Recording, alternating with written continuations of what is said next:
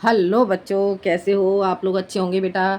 बेटा पिछले वीडियो में मैंने आपको पढ़ाया था यूपी बोर्ड 11th क्लास के लिए चैप्टर सदाचारोपदेश है। ठीक है बेटा। तो इसमें मैं आपको आधा चैप्टर पढ़ा चुकी हूँ, बाकी का शेष चैप्टर है वो मैं आपको आज बताती हूँ। ठीक है बेटा, तो देख लेते हैं। ब्रह्ममुहूर्ते बुद्धेत धर्मार्थौ चानुचिन्तयेत उत्थायाचम्य तिष्ठेत पूर्वां संध्यां कृतांजलि। ब्राह्म मुहूर्ते बुद्धेत, ब्राह्म मुहूर्त में उठना चाहिए। बुद्धेत जागना चाहिए। ब्राह्म मुहूर्ते, ब्राह्म मुहूर्त कब किसे कहते हैं? प्रातःकालीन 4 बजे। तो हमें क्या करना चाहिए? प्रातःकालीन 4 बजे अर्थात ब्राह्म मुहूर्त में जागना चाहिए। धर्मार्थौ चानु चिंतित, धर्म और अर्थ का चिंतन करना चाहिए। आगे समझ में? धर्म अर्थौ चानु चिंतित, धर्म और अर्थ का चिंतन करना चाहिए। ठीक है बेटा। उत्थाय आचम्य, उठ करके आचमन करना चाहिए।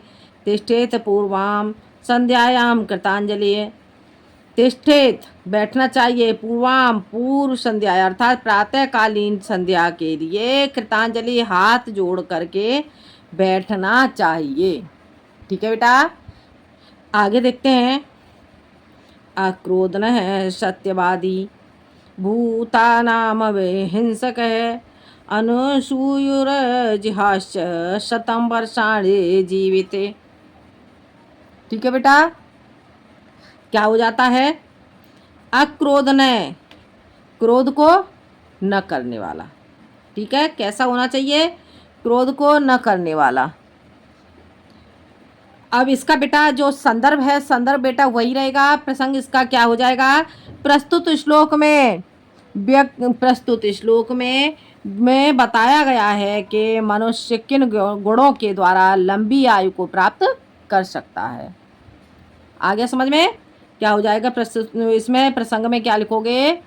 प्रस्तुत श्लोक में बताया गया है कि मनुष्य किन गुणों के द्वारा लंबी आयु को प्राप्त कर सकता है। ठीक है बेटा। अब इसका अर्थ देख लेते हैं। अक्रोधन है, क्रोध को न करने वाला। सत्यवादी, भूता नाम विहिंसक है। भूता नाम का अर्थ क्या हो जाएगा? जीवों पर। विहिंसक है, हिंसा न करने वाला। जीवों पर हिंसा न करने वाला। अक्रोधन है, क्रोध न करने वाला। सत्यवादी, जीवों पर हिंसा न करने वाला। भूता नाम जीवों पर, विहिंसक है, हिंसा न करने वाला। ठीक है बेटा। अनुसूय जिहाश्च, अनुसूय कहेंगे यहाँ पर ईर्षा के लिए। ईर्षा न करने वाला। जिहाश्च और कुटिलता न करने वाला। ठीक है। शतम वर्षाणि जीविते, 100 वर्षों तक जीता है। जो मनुष्य कैसा हो?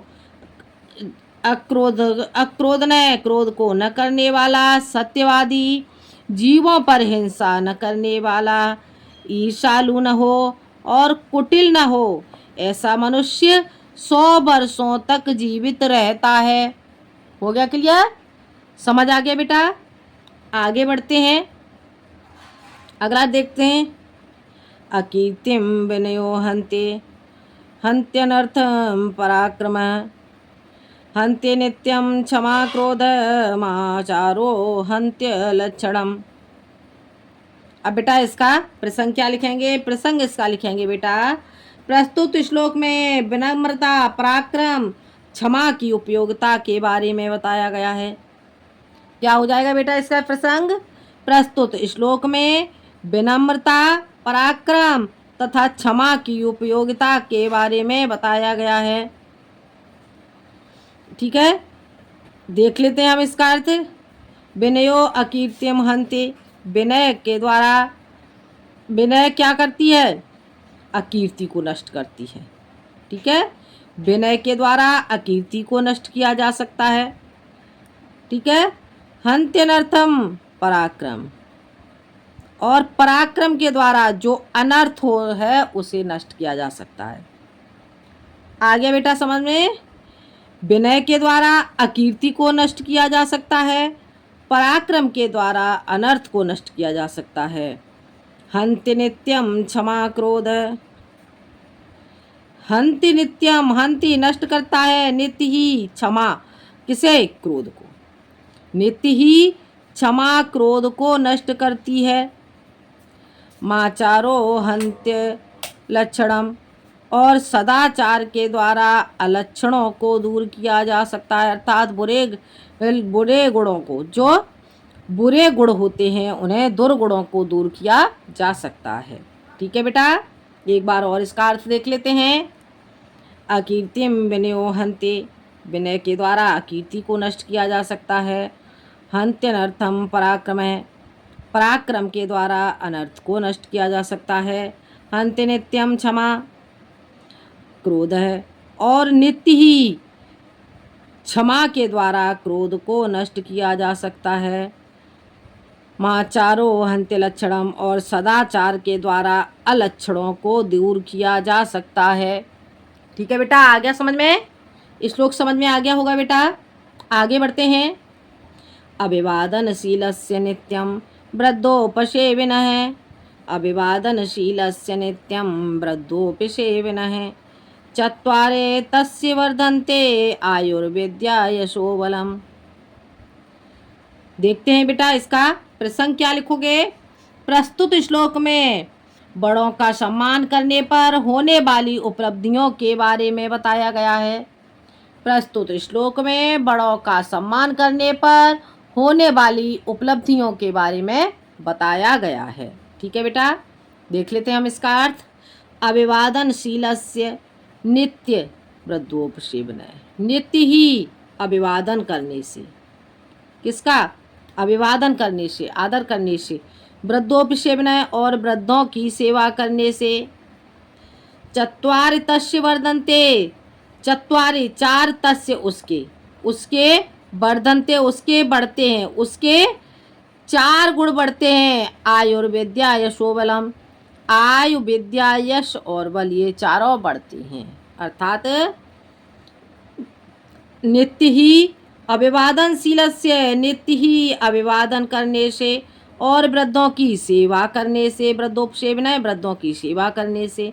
नित्यम, नित्य ही, अभिवादनशीलस्य, अभिवादन करने से, और वृद्धोपसेवनः, और वृद्धों की सेवा के द्वारा।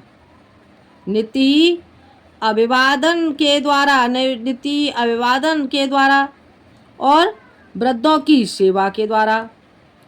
तस्य, उसके, अर्थात जो मनुष्य नित्य ही वृद्धों की सेवा करता है और उनका अभिवादन करता है, उसके आयु विद्या यश और बल, ये चारों बढ़ते हैं। चत्वारि, चारों वर्धन्ते, बढ़ते हैं। आयु विद्या यश सो बलम, आयु विद्या यश और बल। ठीक है बेटा,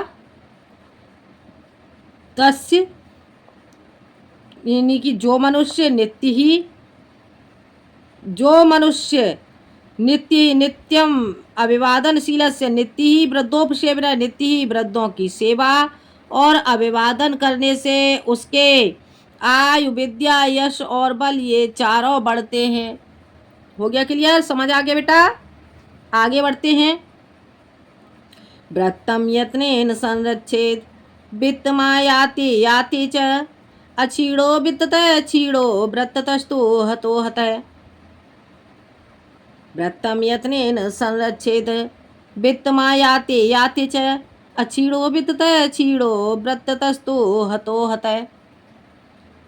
देख लेते हैं बेटा इसका। बेटा प्रसंग क्या लिखोगे? बेटा इसका प्रसंग लिखोगे, प्रस्तुत श्लोक में चरित्र के महत्व का प्रतिपादन करते हुए धन की श्रेष्ठता के बारे में बताया गया है। ठीक है, प्रस्तुत श्लोक में चरित्र के महत्व का प्रतिपादन करते हुए धन से श्रेष्ठ बताया गया है। चरित्र को किससे श्रेष्ठ बताया गया है? धन से श्रेष्ठ। ठीक है बेटा, देख लेते हैं इसका अर्थ। व्रतम यानी कि चरित्र की, यत्नेन संरक्षित, यत्न पूर्वक संरक्षित, रक्षा करनी चाहिए। व्रतम कहेंगे चरित्र के लिए, यत्नेन यत्न पूर्वक संरक्षित रक्षा करनी चाहिए। वित्त मायाति याति च, धन तो आता है और चला जाता है। आ गया समझ में? वित्त मायाति, धन तो आता है और याति चला जाता है। अछीड़ो वित्ततः छीड़ो, अछीड़ो यानी कि छीड़ हो जाने पर, वित्ततः यानी कि धन के छीड़ हो जाने पर क्या? अछीड़ो, कुछ भी नष्ट नहीं होता। वित्ततः छीड़ो, धन के छीड़ हो जाने पर, वित्ततः का अर्थ हो गया धन, छीड़ो नष्ट हो जाने पर, अछीड़ो कुछ भी नष्ट नहीं होता। व्रततस्तु हतो हतः, चरित्र के नष्ट हो जाने पर मनुष्य मरे हुए के समान है। हतो हतः मरे हुए के समान है। आ गया समझ में? व्रतम यत्नेन संरक्षेत, क्या कहेंगे बेटा इसके लिए? व्रतम यत्नेन संरक्षेत, व्रतम चरित्र की, यत्नेन संरक्षेत यत्न पूर्वक रक्षा करनी चाहिए। वित्तमा याति याति च, धन तो आता है और चला जाता है। वित्ततः छीड़ो, धन के छीड़ होने पर अछीड़ो, कुछ भी नष्ट नहीं होता। व्रततस्तु हतो हतः, चरित्र के नष्ट होने पर सब कुछ नष्ट हो जाता है। हो गया क्लियर बेटा? समझ आ गया? आगे बढ़ते हैं, अगला देखते हैं। सत्येन रक्षेत धर्मो विद्या योगेन रक्षते, सत्येन रक्षते धर्मो विद्या योगेन रक्षते, मृज्या रक्षते रूपम कुलम व्रतेन रक्षेत। इसका बेटा आप प्रसंग क्या लिखोगे? इसके प्रसंग में लिखोगे बेटा, प्रस्तुत श्लोक में बताया गया है कि किसके द्वारा किसकी रक्षा की जा सकती है। ठीक है बेटा? प्रस्तुत श्लोक में बताया गया है कि किसके द्वारा किसकी रक्षा की जा सकती है। ठीक है बेटा? दिखाई दे रहा है बेटा आपको? देख लेते हैं बेटा। सत्येन रक्षेत धर्मो विद्या योगेन रक्षेत, मृज्या रक्षेत रूपम कुलम व्रतेन रक्षते। सत्यम यत्नेन रक्षेत, सत्य की, कैसे? सत्येन रक्षेत धर्मो, सत्य के द्वारा धर्म की रक्षा की जा सकती है। आगे बेटा समझ में क्या हो जाएगा इसका अर्थ बेटा? देख लेते हैं। सत्य के द्वारा, सत्येन रक्षेत धर्मो, सत्य के द्वारा धर्म की रक्षा की जा सकती है।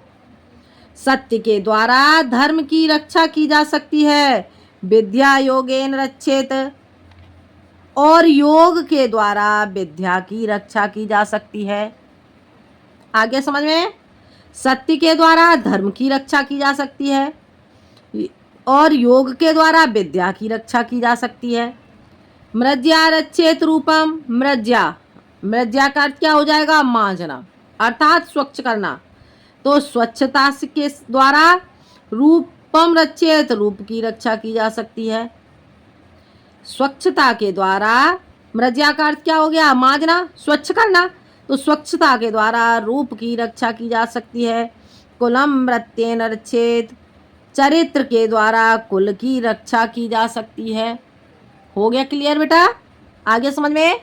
प्रसंग क्या था बेटा इसका? प्रसंग क्या लिखोगे? प्रस्तुत श्लोक में बताया गया है कि किसके द्वारा किसकी रक्षा की जा सकती है। ये बेटा इसका प्रसंग हो जाता है। अर्थ इसका क्या होगा? सत्येन रक्षेत धर्मो विद्या योगेन रक्षेत, मृज्या रक्षेत रूपम कुलम व्रतेन रक्षेत। सत्येन रक्षेत धर्मो, सत्य के द्वारा धर्म की रक्षा की जा सकती है। विद्या योगेन रक्षेत, और योग के द्वारा विद्या की रक्षा की जा सकती है। मृज्या रक्षेत रूपम, स्वच्छता के द्वारा रूप की रक्षा की जा सकती है। कुलम व्रतेन रक्षेत, और कुल की, चरित्र के द्वारा रक्षा की जा सकती है। हो गया क्लियर बेटा? समझ आ गया?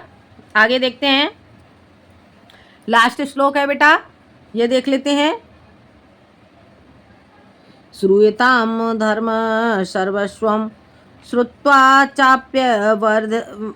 चाप्यवधार्यताम, श्रूयताम धर्म सर्वस्वम श्रुत्वा चाप्यवधार्यताम आत्मने प्रतिकूलाने परेशान न समाचरेत। क्या हो जाएगा बेटा इसका अर्थ? पहले बेटा इसका प्रसंग जान लेते हैं। प्रसंग क्या होगा बेटा? प्रस्तुत श्लोक में बताया गया है कि धर्म का सार, धर्म के सार को हमारे लिए हितकर है। ठीक है बेटा, प्रस्तुत श्लोक में बताया गया है कि जो धर्म का सार है वो हमारे लिए, धर्म का सार क्या करना चाहिए? श्रुत्वा, सुनना चाहिए। धर्म के सार को सुनने के बाद स्वयं धारण करना चाहिए, और जो हमारे लिए हितकर है उसे हितकर ना हो, जो हमारे लिए हितकर ना हो उसे किसी अन्य को नहीं बताना चाहिए। ठीक है बेटा, प्रस्तुत श्लोक में बताया गया है कि धर्म का सार जो हमारे लिए हितकर ना हो किसी अन्य को नहीं बताना चाहिए। आ गया समझ में? प्रस्तुत श्लोक में बताया गया है कि धर्म का सार जो हमारे लिए हितकर ना हो उसे किसी अन्य के साथ नहीं बांटना चाहिए। हो गया क्लियर बेटा? आगे देख लेते हैं हम। श्रूयताम धर्म सर्वस्वम, श्रूयताम सुनना चाहिए, धर्म सर्वस्वम धर्म के सार को, धर्म सर्वस्वम का अर्थ क्या हो गया? धर्म के सार को श्रूयताम सुनना चाहिए, धर्म के सार को सुनना चाहिए। ठीक है, और श्रुत्वा चाप्यवधार्यताम, और सुनने के बाद उसे हमें क्या करना चाहिए? धारण करना चाहिए। चाप्यवधार्यताम, श्रुत्वा सुनने के बाद उसे हमें धारण करना चाहिए। आत्मने प्रतिकूलाने, आत्मने अपने लिए, प्रतिकूलाने जो प्रतिकूल ना हो अर्थात हितकर ना हो, परेशान न समाचरेत दूसरों को नहीं बताना चाहिए। आ गया बेटा समझ में? परेशान समाचरेत, परेशान दूसरों के साथ, क्या परेशान न दूसरों के साथ नहीं, समाचरेत बांटना चाहिए। आ गया समझ में बेटा? एक बार फिर से देख लो। श्रूयताम धर्म सर्वस्वम, धर्म के सार को सुनना चाहिए। श्रुत्वा चाप्यवधार्यताम, और सुनने के बाद उसे स्वयं धारण करना चाहिए। आत्मने प्रतिकूलाने, जो अपने लिए प्रतिकूल ना हो, परेशान न समाचरेत दूसरों को नहीं बताना चाहिए। ठीक है बेटा, समझ आ गया बेटा? तो ये था बेटा आपका चैप्टर सदाचारोपदेश है। ठीक है बेटा, तो ये चैप्टर आपका समाप्त हो जाता है। अगले वीडियो में आऊँगी बेटा मैं नए टॉपिक के साथ। आज के लिए इतना ही, धन्यवाद।